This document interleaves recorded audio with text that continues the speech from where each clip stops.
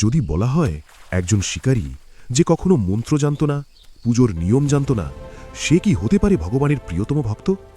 এটা কোনো কল্পনা নয়, এটা কন্নাপ্পার গল্প। সে ছিল এক সাধারণ শিকারী। একদিন জঙ্গলে সে খুঁজে পেল একটি শিবলিঙ্গ। সে জানত না বিধি, জানত না শাস্ত্র, তাই নিজের মতো করেই পূজা শুরু করল। মুখে করে জল এনে ঢালত, শিকার করা মাংস উৎসর্গ করত। শাস্ত্রমতেই সবই ছিল অশুদ্ধ, কিন্তু তার ভক্তি ছিল নির্মল। একদিন সে দেখল শিবলিঙ্গের এক চোখ থেকে রক্ত ঝরছে। সে বুঝতে পারল না মন্ত্র, করল না যজ্ঞ, নিজের চোখটাই উপড়ে লাগিয়ে দিল সেই স্থানে।